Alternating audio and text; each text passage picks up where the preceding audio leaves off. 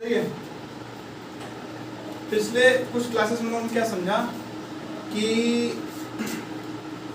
जो गाय को क्या बोला जाता है, माता। ये पूरा एक ढोंग है, नहीं, हम लोग उसका पूरा शोषण करते हैं। ठीक, अब एक बात आप समझते हैं, उसके बाद धीरे धीरे कहानी को आगे बढ़ाते हैं। आज जो आप मिल्क कंज्यूम करते हैं ना, तो मिल्क का अमूमन दाम कितना, 60 रुपये लीटर। नहीं, अमूमन जो आज आप मिल्क कंज्यूम करते हैं तो अच्छे से ब्रांड का भी लीजिएगा तो कितने रुपये, 60 रुपये में लीटर दूध मिल जाता है ना।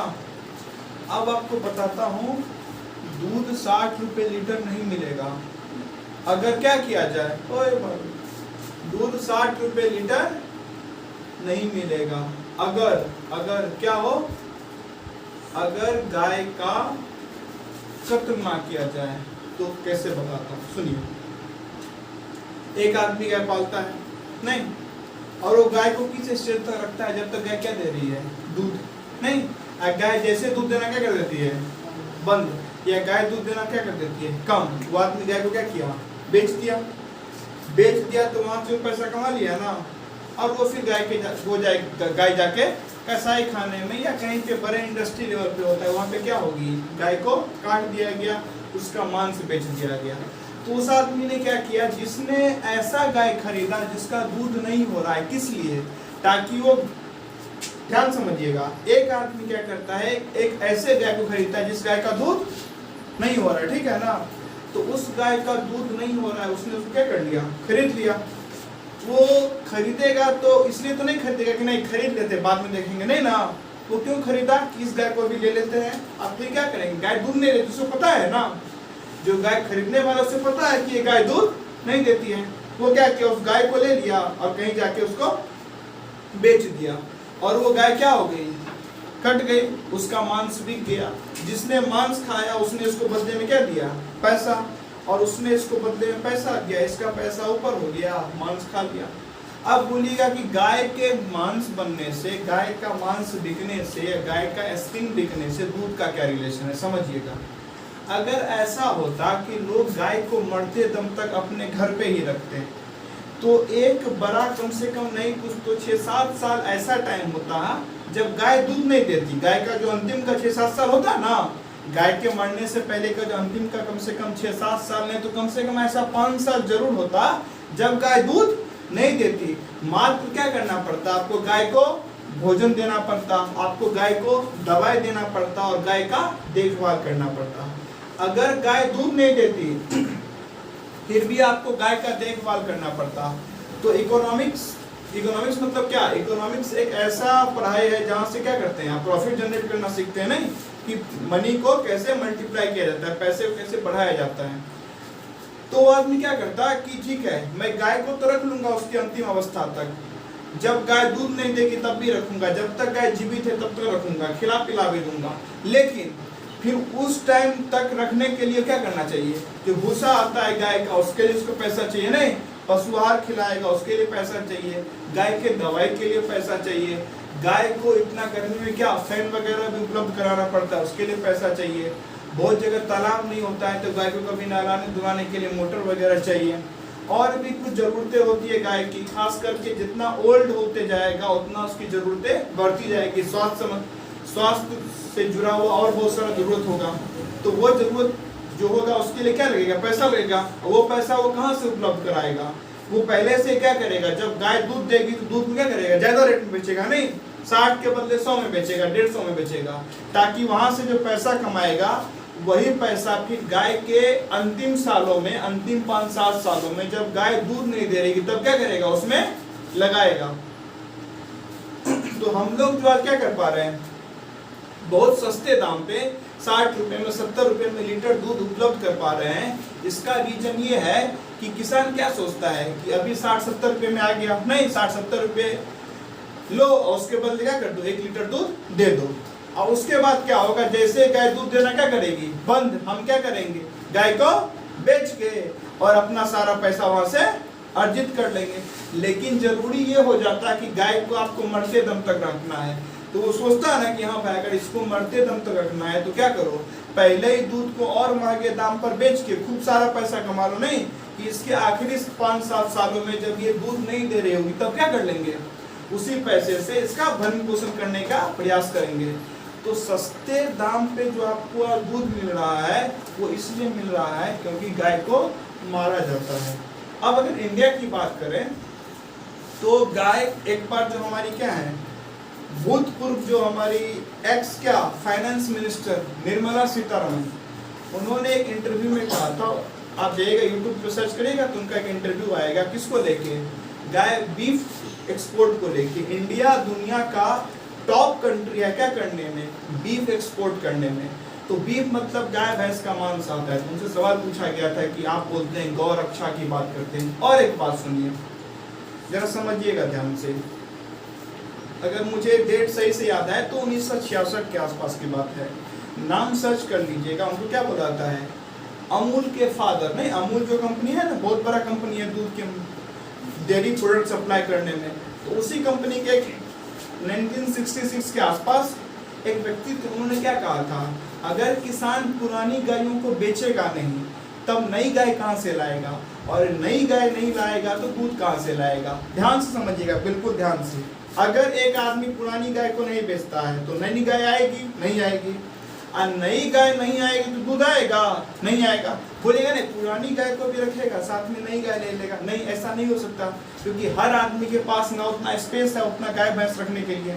बहुत गरीब आदमी क्या करता है, बहुत क्या लगभग ज्यादातर आदमी जहाँ पे बड़े लेवल पे गाय भैंस पाला जाता है उसकी बात नहीं करते हैं, जहाँ पे घरेलू स्तर पे लोग गाय भैंस को पालते हैं, जैसे एक गाय वृद्ध होना क्या करती है, शुरू 5, 6, 7 बच्चे को जन्म दे देती है, 4-5 बच्चे को भी, और थोड़ा सा गाय वृद्ध होना क्या करती है शुरू, तो उसके 4-5 बच्चे हो गए तो बहुत सारा गाय होता है, धीरे धीरे लोग क्या कर देता है पुराना गाय बेचना शुरू, क्योंकि उसके पास क्या है, स्पेस लिमिटेड है ना। ऐसा तो है नहीं कि पूरे जगह गाय को बांध के रखेगा, स्पेस लिमिटेड है। तो आदमी जैसे पुराना गाय बेचेगा तब नया गाय आएगा, और नया गाय आएगा तभी दूध आएगा। मतलब दूध अगर आएगा तभी जब क्या किया जाए, पुराना गाय को बेचा जाए, नहीं। अब पुराना गाय बेचा जाएगा, सबको पता है पुराना गाय कहाँ जाए, कत्ल खाने में, नहीं, उसको कुछ भी बोलते हैं आप, कसाई खाने बोलते हैं, लोकल लेवल पे, बड़े लेवल पे क्या बोलते हैं, बीफ कंपनी है, नहीं, जहाँ से बीफ सप्लाई किया जाता है। तो जब तक पुराने गाय भैंसों को बेचा ना जाए, पुराने गाय भैंसों को काटा ना जाए, तब तक नया गाय भैंस आ नहीं सकता, और तब तक नया गाय भैंस आएगा नहीं, तब तक दूध नहीं आएगा, तब तक डेयरी प्रोडक्ट नहीं आएगा। तो आप ये बोलते हैं कि नहीं हम थोड़े कुछ कर रहे हैं, हम तो बस दूध खा रहे हैं, नहीं, आप दूध का इस्तेमाल कर रहे हैं, दूध पी रहे हैं, दूध से बने हुए प्रोडक्ट का इस्तेमाल कर रहे हैं, लेकिन वो दूध तभी आपके पास पहुंच रहा है जब क्या हुआ, पुराने गाय भैंसों को मारा गया। अगर उन्हें ना मारा जाता तो वो किसान के पास ही रहता, और जब वो किसान के पास ही रहता तो उसके पास नया गाय भैंस नहीं आता, और ना उसके पास नया गाय भैंस आता, और ना फिर क्या होता, वो नया गाय भैंस दूध देता। तो जो दूध मिल पा रहा है उसके पीछे साफ साफ बहुत सारे वृद्ध गाय भैंसों को काटा गया है, ठीक है, ये समझे। और दूसरा बात ये समझे, क्या अगर किसान आपको 60-70 रुपए में, 40 रुपए में, 50 रुपए में दूध दे पा रहा है, क्यों, क्योंकि उसको पता है जैसे ये गाय या भैंस वृद्ध होगा हम क्या कर देंगे, इसको किसी के हाथों बेच देंगे, और जब वो दूध देने लायक नहीं है फिर भी कोई उसको खरीद रहा है तो साफ साफ है उसको कुछ और मतलब निकालेगा, नहीं, कोई यहाँ पे महात्मा तो बैठा नहीं है।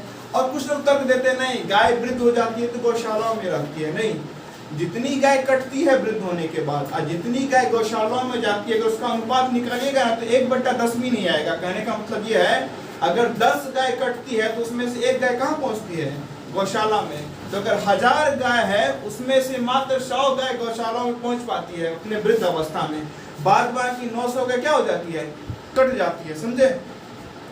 तो ये यानी कि ये कोई तर्क नहीं है कि नहीं गौशाला है, गौशाला है, उसमें गाय का सेवा होता है, लेकिन गौशाला में पहुंचने वाली गाय की संख्या क्या है, बहुत ही कम। जैसे कि अब हर डॉक्टर क्या करता है, आप जाइएगा नॉर्मली डॉक्टर काफी पैसे लेते हैं इलाज करने का, तो आप बोल सकते हैं नहीं बहुत सारे डॉक्टर हैं, तो वैसे 1000 में 1 आध डॉक्टर होंगे जो क्या करते हैं, बहुत कम पैसा लेते हैं और क्या करते हैं, आपको वही मेडिसिन देते हैं जो आपको क्या है जरूरत है। नहीं तो मैक्सिमम डॉक्टर ऐसे मिलेंगे जो आपको एक, चलिए मेडिसिन का ही बात है, एक बात बताता हूँ, 2 टाइप का मेडिसिन होता है, एक होता है जेनेरिक मेडिसिन और एक क्या होता है ब्रांडेड मेडिसिन। नहीं, जेनेरिक मेडिसिन क्या होता है, अब वो उसके बारे में डिटेल में बाद में समझेंगे, फिलहाल ये समझिए जेनेरिक मेडिसिन कॉस्ट इफेक्टिव होता है, यानी काफी सस्ता होता है, और साथ ही साथ जेनेरिक मेडिसिन आपको क्या करता है, आपको यानी कि हेल्थ में जो प्रॉब्लम है उसको भी इजीली ट्रीट कर सकता है। और वहीं ब्रांडेड मेडिसिन होता है जो कॉस्ट इफेक्टिव नहीं होता है, जो काफ़ी क्या होता है, महंगा। और जो डॉक्टर्स रहते हैं वो क्या करते हैं, बड़ी बड़ी कंपनियों से अपना एक डील करके रखते हैं और वो उसी कंपनी का क्या करेंगे, आपको मेडिसिन प्रिस्क्राइब करेंगे ताकि आप उसी कंपनी का मेडिसिन खरीदे। और उसके बदले क्या होता है, वो कंपनी डॉक्टर को उसमें से कुछ कमीशन देती है। हर डिपेंड करता है कि डॉक्टर कितना दवा है उसका बात पाता है, उसके हिसाब से कहीं 5% के, 10% के, 15% के, 20% के, 25%, इस हिसाब से डॉक्टर का कमीशन बंधा हुआ होता है। तो डॉक्टर क्या कर रहा है, पेशेंट को गुमराह करके या पेशेंट को जो नॉलेज नहीं है उसका गलत फायदा उठा के उसको कोई भी मेडिसिन चिपका देता है, उसके बदले क्या कर देता है, खूब मोटा सारा पैसा कमा लेता है। तो ये वाला बात है। तो वैसे ही गौशाला में जो गाय पहुंचती है, जैसे कि अच्छे डॉक्टर की संख्या 1000 में 1 है, वैसे गौशाला में गाय पहुंचने वाली की संख्या 10 में से 1 होता है। मतलब 11 गाय में से 10 गाय कत्ल खाने में जाती है, एक आध गाय कहाँ पहुंच पाती है, गौशाला में, जहाँ वो वृद्ध अवस्था में आराम से अपने अंतिम समय तक रह पाते हैं। समझे ना? तो ये बात समझना क्या है, जरूरी। अब जरा एक और बात पे आते हैं, क्या कि मांसाहार को लेकर जो तर्क दिया जाता है कि हमारे पास कैनाइन्स होते हैं, नहीं, हमारा जो एक प्रकार का तीत खाने वाला टाइप होता है उसमें कैनाइन्स होते हैं। कैनाइन्स का काम होता है चीर फाड़ करना, मांस को चीर फाड़ के लिए वो बनाया गया। वही कैनाइन्स सारे जो कार्निवोरस एनिमल्स है ना, जो क्या खाते हैं, बस फ्लेश, बस मांस खाते हैं, उनके भी मौजूद होता है, वो हमारे में भी मौजूद है। तो वो लोग बोलते हैं कि नहीं, वो मौजूद है, इसका मतलब हम लोग मांस खाने के लिए बने हुए हैं। अब ये नहीं कि एकदम क्या है, बहुत ही बेहुदा किस्म का तर्क है कि शेर के पास कैनायन है, हमारे पास भी कैनायन है, तो हम भी क्या करेंगे, मांस खाएंगे। अब ये तर्क आप हर जगह लगाइएगा तो मैटर बड़ा क्या हो जाएगा, सीरियस। अब शेर कपड़ा नहीं पहनता है, लेकिन आप तो कपड़ा पहनते हैं, नहीं, तो शेर कपड़ा नहीं पहनता, आप भी कपड़ा नहीं पहनिए। शेर के पास वॉशरूम की सुविधा है, नहीं है, लेकिन इंसान के पास है ना। आप देखते होंगे क्या, गाय भैंस सड़क पे जाते रहता है, नहीं, और पूरा सड़क गंदा करते थे। कोई इंसान भी ऐसा करता है?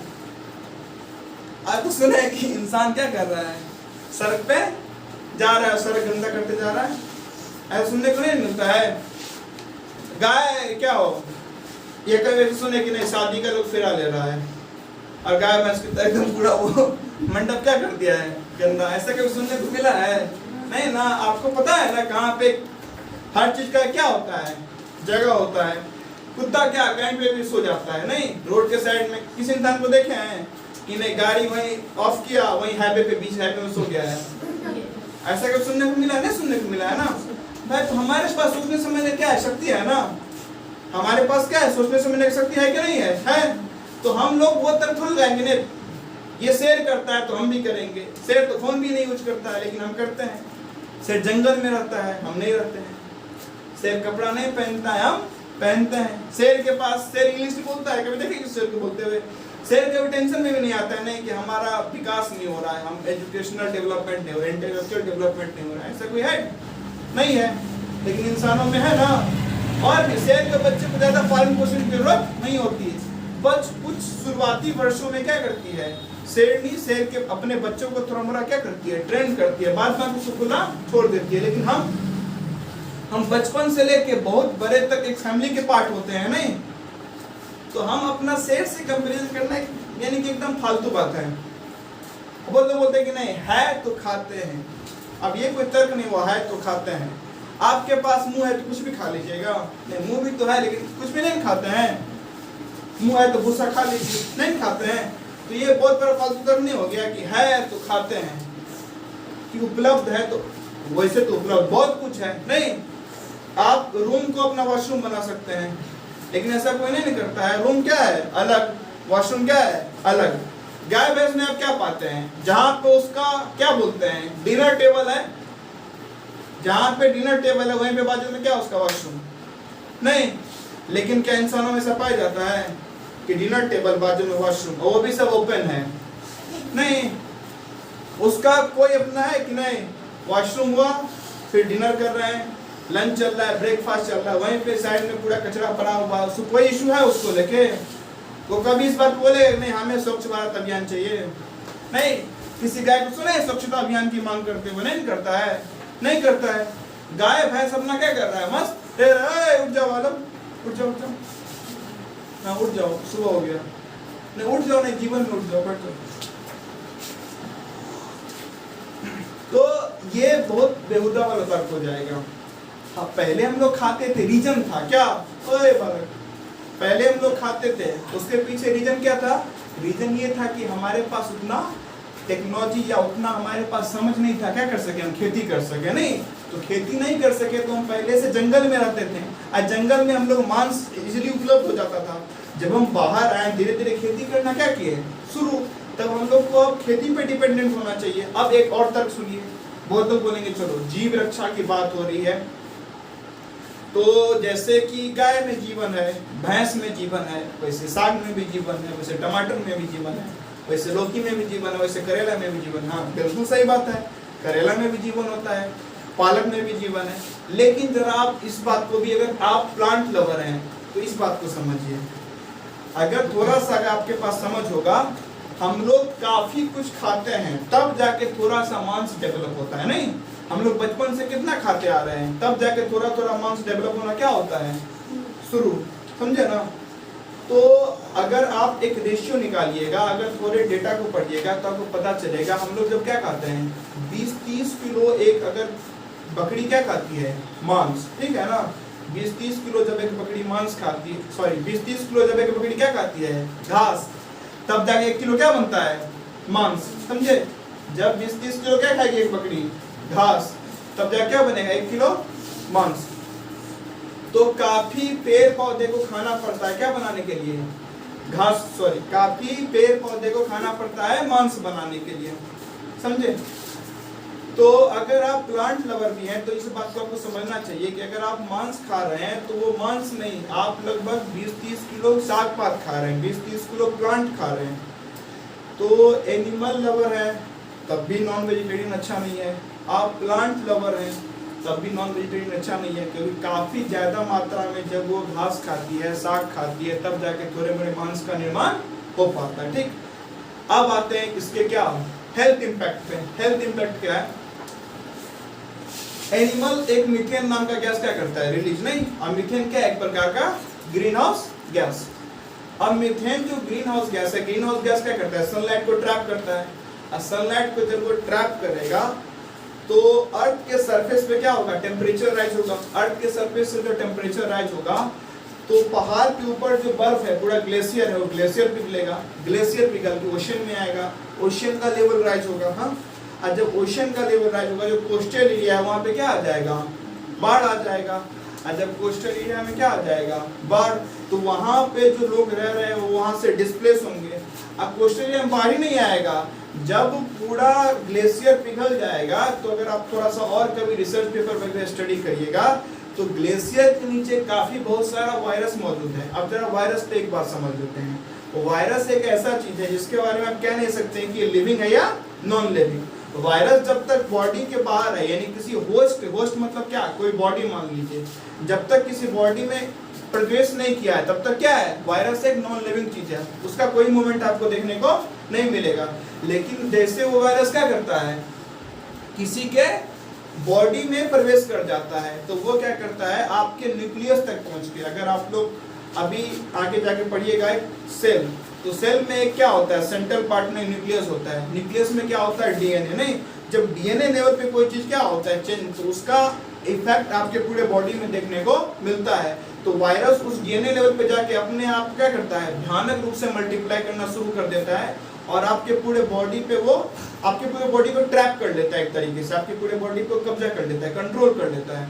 तो ग्लेशियर का जो, ग्लेशियर में जो पूरा, यानी कि पहाड़ के चोटी पे जो पूरा आइस जमा हुआ है, उस आइस के नीचे क्या है?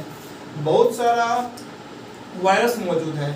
और वो वायरस जब आइस मेल्ट हो जाएगा तो वायरस क्या हो जाएगा? वहां से बाहर आ जाएगा। नहीं, और जब वायरस फैल जाएगा तो जैसा कोविड में इतना बड़ा हम लोग देखे थे कि कितना बड़ा पेंडेमिक आ गया था, इतने सारे लोग मारे गए, पूरे दुनिया में तबाही आ गई, लोगों का जॉब चला गया, कई लोगों ने अपना जब जीवन गंवा दिया, कई लोग में जो अर्निंग मेंबर थे फैमिली के उनका डेथ हो गया, क्योंकि खास करके जो अर्निंग मेंबर होते हैं उनको बाहर ज्यादा जाना पड़ता है। जो अर्निंग मेंबर तो वही ज्यादा बाहर इंटरेक्ट करते हैं ना, जो अर्निंग मेंबर नहीं होते हैं वो तो एकदम काम से बाहर जाते हैं, मैक्सिमम टाइम अपने घरों में रहते हैं।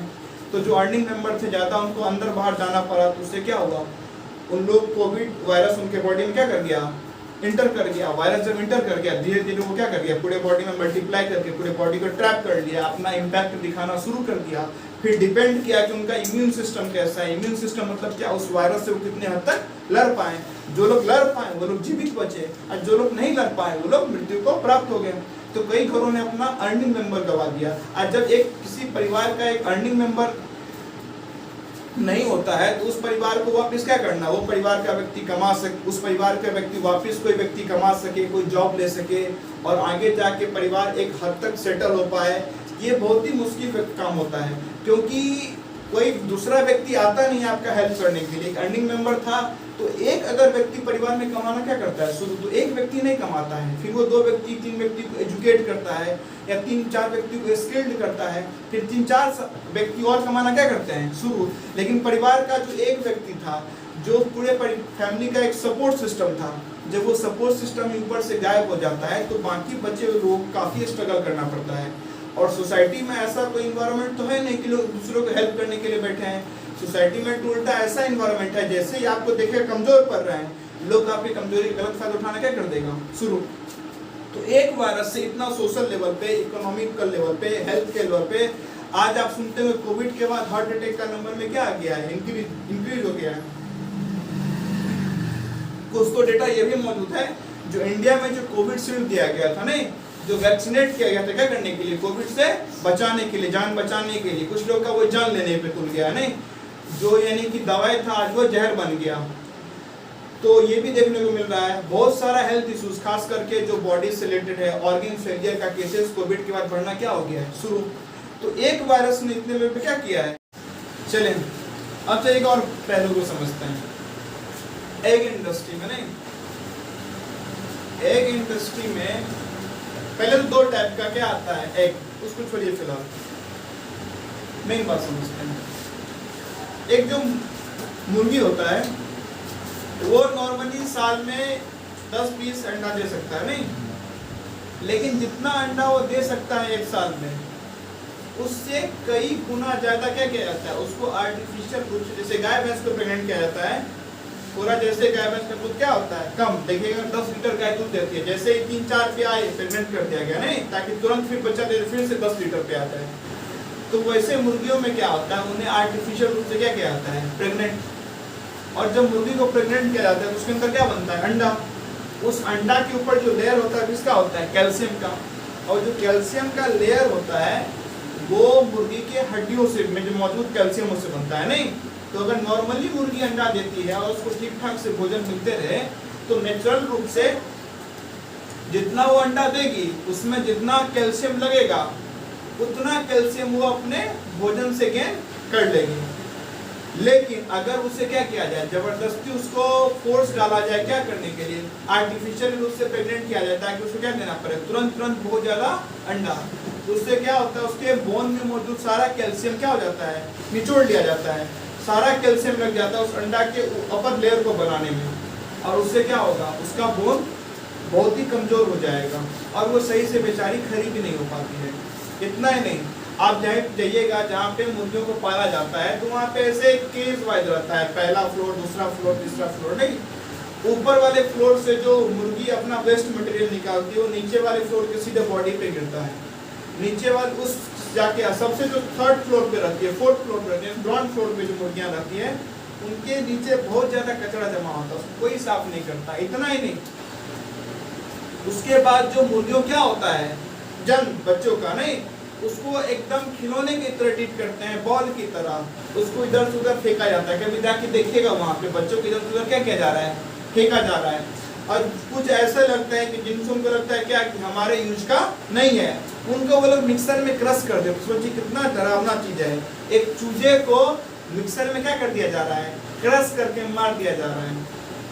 और उससे क्या, मुर्गी को एकदम आर्टिफिशियल रूप से प्रेग्नेंट करके एकदम बेचारी, उनके नाखून जो होते हैं मुर्गियों के, अगर वो इतना कम स्पेस होता है कि वो सही से बॉडी को अपना पूरा मूव नहीं कर सकते सर्कुलर में, तो पास में रहते हैं, तो पास में रहेंगे तो हो सकता है कि थोड़ा चिढ़ जाए, तो एक दूसरे पे क्या कर देंगे, नाखून से वार कर सकते हैं। इसलिए उनके नाखून को आयरन के रॉड से जला दिया जाता है ताकि इनको नाखून डेवलप ना हो सके और एक दूसरे को हार्म ना कर सके। एक दूसरे को हार्म नहीं करेंगे तो फिर सब सुरक्षित रहेंगे, फिर अंडा देने के लिए लायक बचे रहेंगे। और जब मुर्गी अपने अंतिम स्थिति में आ जाती है फिर वो एकदम सड़ गल के मर जाती है, कोई उसका देख रेख नहीं करने वाला है। तो आप जो अंडा खाते हैं उसके पीछे किसी जीव को इस लेवल तक का यातना भुगतना पड़ता है। और यही नहीं, इसका इकोनॉमिकल कारण समझिए। इकोनॉमिक्स को अगर ध्यान देखिएगा, इन्फ्लेशन को, महंगाई को समझिएगा, तो बहुत 70% जो पूरा फार्मिंग किया जाता है वो उन जानवरों को फीड करने के लिए, उन जानवरों को खिलाने के लिए जिन जानवरों का मांस हम खाने वाले हैं। तो अगर क्या होगा, हम लोग उन जानवरों का मांस खाना बंद कर देंगे। और ये बात समझिएगा, आप ही समझ लीजिए, दूध और मांस का बड़ा गहरा रिश्ता है। नहीं, आप दूध खाएंगे तो नया गाय चाहिए, और नया गाय चाहिए तो पुराना गाय को बेचना पड़ेगा, अब पुराना गाय को बेचना पड़ेगा तो पुराने गाय को कटना पड़ेगा। तो ऐसा नहीं हो सकता कि आप पुराने गाय को काटे बिना दूध नहीं खा सकते। ये दोनों एक्सक्लूसिव नहीं है कि अलग अलग, ये दोनों इंक्लूसिव है।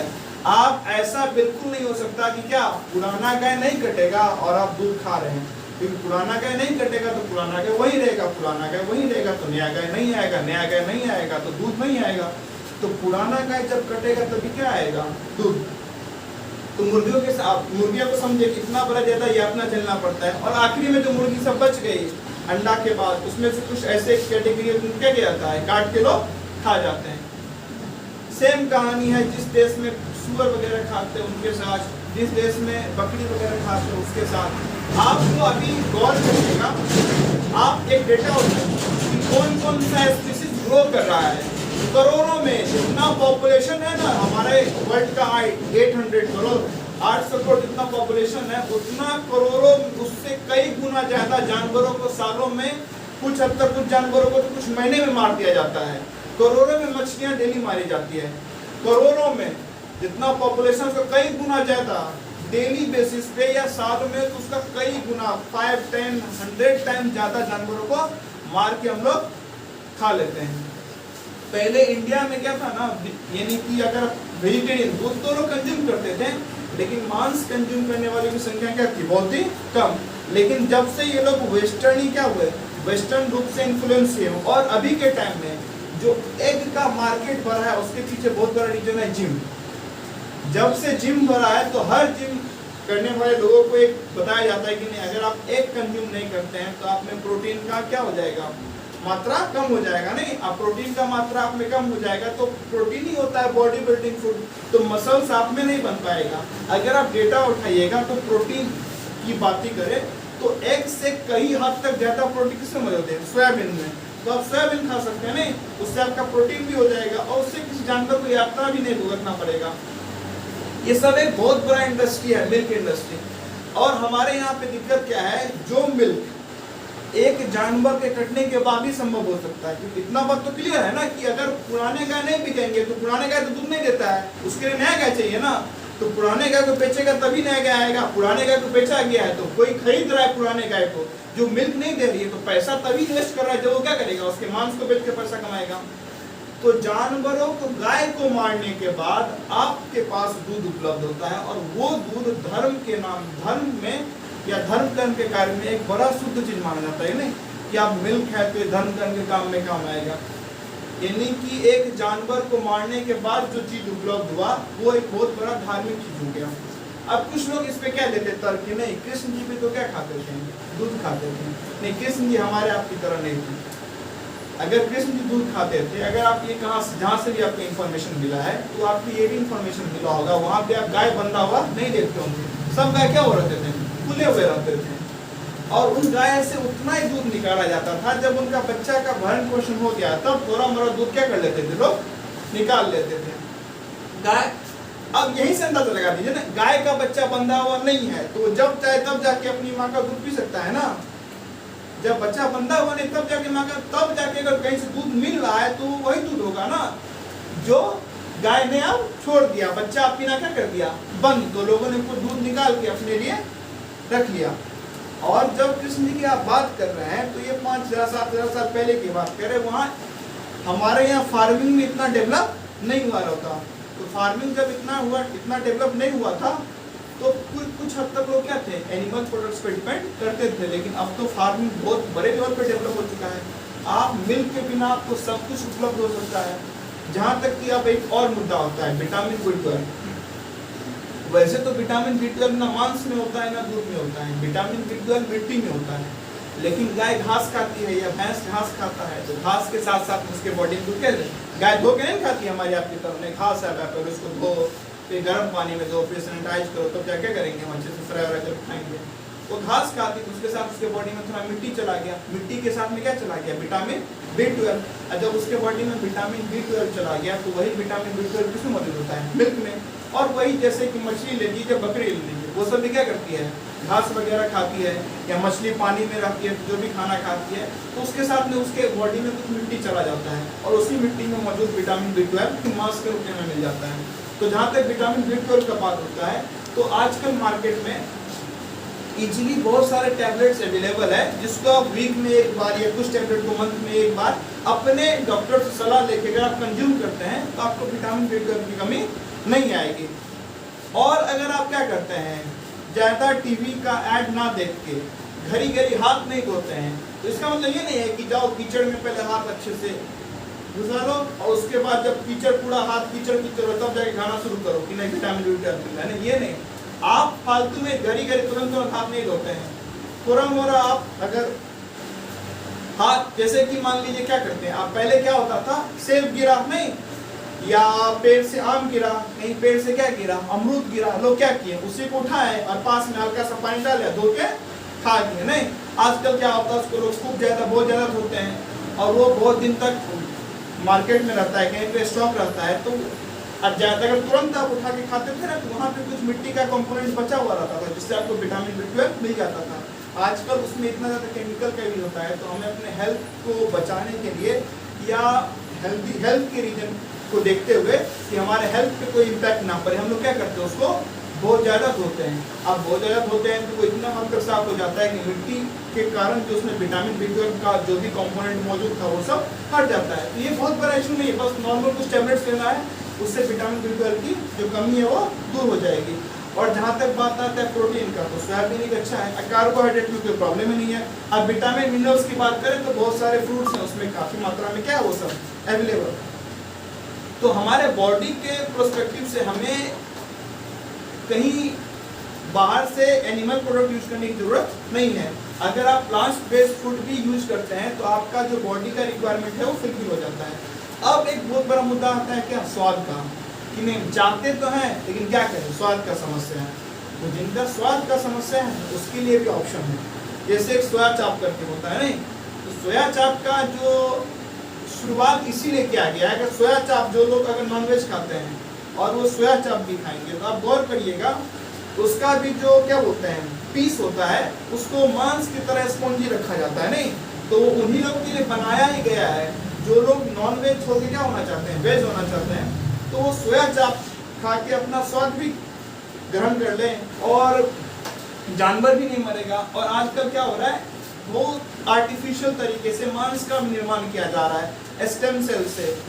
तो क्या होगा, उसमें जीव नहीं रहेगा, बस मांस का निर्माण किया जाएगा। जिस मांस को अगर आप काट के खाते हैं तो उसमें किसी जानवर की हत्या नहीं होगी। तो एक रीजन स्वाद का हो सकता है, लेकिन आप धीरे धीरे जब क्या करिएगा, समझिएगा, अपने अंदर थोड़ा कंपैशन डेवलप कीजिएगा, तो धीरे धीरे आप स्वाद से भी क्या उठ जाइएगा, ऊपर उठ जाइएगा। स्वाद आपके लिए उतना मैटर नहीं करेगा, किसी एनिमल का जान आपके लिए मैटर करेगा। और एनिमल के पास जाके बैठिए, उनसे थोड़ा सा देखिए वो कैसा कर रहे हैं, आपको धीरे धीरे प्यार हो जाएगा कि एक कुत्ता है या एक गाय है, बेचारी आराम से बैठी है। कितना अजीब लगता है, गाय के नाक बांध दिए हैं, भैंस के नाक में रस्सी डाल दिए हैं, या मुर्गी बेचारी मस्त अभी चल रही, उसको कुछ दाना दीजिए। मुर्गी के पास भी सोचने समझने की शक्ति होती है, बेसिक काउंटिंग वगैरह वो भी समझ सकती है। ये सब जीव जंतु को मारने का कोई फायदा नहीं है। अगर आप उसके साथ टाइम स्पेंड कीजिएगा तो अपने आप उसके साथ आप एक फ्रेंडली नेचर आपका बन जाएगा, फिर आपको खुद इच्छा नहीं होगी। और उसके अलावा इकोनॉमिक रीजन है, हेल्थ का इश्यूज है, तो इन सब को ध्यान में रखते हुए इस बात को ध्यान दीजिए कि कोई कारण नहीं बनता है क्या कर सके बिना मतलब किसी बेवजह जानवर का जान लें। और जहाँ तक मिल्क की बात है तो इस बात को ध्यान से याद रखिएगा कि बिना एनिमल को काटे हुए, बिना पुरानी गाय को काटे हुए या बिना पुरानी गाय भैंस को काटे हुए आप मिल्क ग्रहण ही नहीं कर सकते। तो दूध का रंग सफेद नहीं, दूध का रंग क्या होता है, लाल। क्योंकि वो पुरानी गाय भैंसों के खून से रंगा हुआ है। समझे? चलिए तो समझ देखिए। अब बहुत लोग को ये लगता है कि नहीं मुझे दूध खाना ही है। उसमें से एक बहुत बड़ा समस्या क्या होता है, चाय पीने का। नहीं, बहुत लोग चाय पीने का बीमारी होता है। उसके पीछे रीजन है क्या कि चाय में कुछ ऐसा, चाय पत्ती में जो होता है ना, कुछ ऐसे केमिकल्स होते हैं जो आपके दिमाग को क्या बनाते हैं, एडिक्टिव। नहीं, जैसे कि कोई अल्कोहल कंज्यूम करता है तो धीरे धीरे उसका एडिक्शन हो जाता है, कोई स्मोकिंग करता है धीरे धीरे उसका एडिक्शन हो जाता है, कोई गुटखा खाता है उसका एडिक्शन हो जाता है। वैसे ही चाय पत्ती में कुछ ऐसे कंपोनेंट मौजूद होते हैं जो हमारे ब्रेन को धीरे धीरे उसका आदत लगा देता है। तो अगर आपको चाय पीने की आदत है तो बोलेगा दूध कैसे छोड़े। नहीं, मार्केट में कोकोनट मिल्क अवेलेबल होता है, आलमंड मिल्क अवेलेबल होता है, सोयाबीन का मिल्क अवेलेबल होता है। नहीं, वो आप कंज्यूम कर सकते हैं और उससे अपना चाय वगैरह बना के पी लीजिए। नहीं, अब एक बहुत जगह क्या होता है, खास करके हिंदुओं में समस्या होती है जिन्हें बिल्कुल जानकारी नहीं होती है और एकदम नासमझी बेवकूफ़ी वाला बात करते हैं क्या कि ये जो गौ हत्या हो रहा है इसके पीछे जिम्मेदार एक खास धर्म है, खास करके मुस्लिम को जिम्मेदार ठहराते हैं। अब सवाल ये है कि गाय आप पालते हैं, अगर मान ले हिंदू गाय पालता है, जब उसको पता है कि ये गाय बूढ़ी हो चुकी है, अब ये मेरे लिए किसी काम की नहीं है, तो जब आपके लिए वो गाय किसी काम की नहीं है तो कोई और आदमी पैसा देके वो गाय आपसे खरीद रहा है, तो वो गाय का सिंपल सा रीजन है, जब आपके लिए किसी काम की नहीं है तो गाय को काटेगा, तो बेचे आप हैं, तो आप बेचे तो आप किसी हिसाब से जिम्मेदार नहीं हुए। दूध आपको चाहिए, आपको दूध चाहिए, इसीलिए तो उनकी प्रजाति बढ़ाई जा रही है, तो आप किसी हिसाब से जिम्मेदार नहीं हुए। सिंपल सा ये बात तो साबित हो चुका है कि दूध तभी आएगा जब पुराना गाय कटेगा और नया गाय जन्म लेगा। तो आप दूध खा रहे हैं, इसी चक्कर में क्या हो रहा है, पुराना गाय को काटा जा रहा है और नया नया गाय को जन्म देने के लिए जो फीमेल काऊ होती है उनको आर्टिफिशियल तरीके से क्या किया जा रहा है, यानी कि जो फीमेल होती है जो बच्चे देने के काबिल है, जो इस स्टेज में है कि वो प्रेग्नेंट हो सकती है, उनको आर्टिफिशियल तरीके से क्या किया जा रहा है, प्रेग्नेंट किया जा रहा है। तो आप दूध खा रहे हैं, इसी चक्कर में पुराना गाय मरा, जिम्मेदार आप भी हैं। आप किसी मुस्लिम को ही बेचें। और अगर आप पता करिएगा कि बड़े बड़े जो बीफ एक्सपोर्टिंग कंपनी है इंडिया में भी, तो उनमें किस वहाँ पे कोई एक खास धर्म के लोग ही नहीं काम करते हैं। और वो तो बात छोड़िए, जो पार्टी इंडिया में चिल्ला चिल्ला के हर चुनाव में दावा करती है कि हम बहुत बड़ा हिंदू रक्षक हैं, वो पार्टी बीजेपी, नरेंद्र मोदी जी की पार्टी, खुद उस कंपनी से करोड़ों रुपया का चंदा लेती है जो इंडिया में सबसे टॉप कंपनी है बीफ एक्सपोर्ट करने में। नहीं, और वो बोलते हैं कि नहीं गाय का नहीं भैंस का मांस है, ठीक है, बीफ को बहुत लोग बफ भी बोलते हैं, बफ फॉर बेफेलो, मतलब वो क्या है, भैंस का मांस है, ठीक है, भैंस का मांस है। फिर भी तो आप जानवर कटवा रहे हैं ना, तब जानवर कटवा होने का, हिंदू तो पूरा धर्म किस पे है, दया पे, प्रेम पे, अहिंसा के आधार पे हिंदू धर्म है। नहीं, हिंदू धर्म का जो स्तंभ देखिएगा, जिस विचारधारा पे हिंदू धर्म है, तो हिंदू धर्म का विचारधारा अहिंसा, प्रेम है, तो वहाँ भैंस गाय किसी को क्यों मारना। तो फिर इसमें हिंदू मुस्लिम वाली बात नहीं है। आप मिल्क कंज्यूम करते हैं अपने स्वाद के लिए, कुछ लोग का इससे घर चलता है, वो लोग को काफी करोड़ों रुपया कमा के अपना मौज करते हैं, आप मिल्क कंज्यूम करते हैं और इस सब का भुगतान आपको भी करना पड़ता है, क्योंकि आप देख चुके हैं इसका टेम्परेचर बढ़ने में, आपका बीफ खाना, आपका मांस खाना, कोस्टल एरिया जो है, मुंबई हो गया, चेन्नई हो गया, वो मालदीव्स हो गया, कुछ सालों में डूबने वाला है, रीजन मांस खाना, global warming, reason methane gas, एक ग्रीन हाउस गैस, रीजन ज़्यादा एनिमल, अनाज का दाम जो महंगा हो रहा है, क्योंकि ज़्यादातर जिस जानवर को हम खाते हैं उसी जानवर के लिए 70% खेती की जाती है, तो अनाज का दाम महंगा होने के लिए सिंपल सा रीजन फिर से मांसाहार। तो आप क्लाइमेट चेंज जो इस सब का एक बहुत बड़ा, जो अगर बड़े लेवल पे इम्पैक्ट देखिएगा तो क्लाइमेट चेंज है, तो इस सब के पीछे का बहुत बड़ा रीजन क्या है, मांसाहार। तो यहाँ पे हिंदू मुस्लिम वाला बात नहीं है। इस बात को समझ के जितना जल्दी आप बदलाव ला सकते हो उतना जल्दी क्या किया सकते, धरती को बचाया जा सकता है। और नहीं समझिएगा, वैसे चलते रहिएगा तो जो समस्या भुगतने वो भुगतिएगा, अंदर से और हिंसा भड़केगा तो और मारकाट होगा, दुनिया में हर जगह युद्ध होगा। तो फिर अभी आप पे है कि आप कितने समझदार व्यक्ति हैं, कितना समझने क्या करते हैं प्रयास। कोई आपको फोर्सफुली तो कर नहीं सकता, क्योंकि संविधान में कहीं लिखा नहीं है कि आप ये मांस नहीं खा सकते, वो मांस नहीं खा सकते हैं, क्योंकि संविधान तो एक आम आदमी के लिए बना है, समाज चलाने के लिए। लेकिन जो आपका बुद्धि है उससे आपको समझना पड़ेगा। और यहाँ तक नहीं, अब संविधान की बात करिए तो हाल ही में सुप्रीम कोर्ट ने कहा है कि पर्यावरण बचाना, धरती को बचाना, क्लाइमेट चेंज को रोकना आपका अधिकार है, इट्स योर राइट, आपका अधिकार है क्लाइमेट को बताना। तो अगर कहीं से मांसाहार खाने से क्लाइमेट पे इतना बड़ा प्रभाव आ रहा है कि आपका अधिकार है मांसाहार को, दूध सेवन को, एनिमल प्रोडक्ट को कंज्यूम ना करके क्लाइमेट को बचाने में अपना क्या दें, योगदान दें। तो ठीक है, फिलहाल यहीं पे रखते हैं।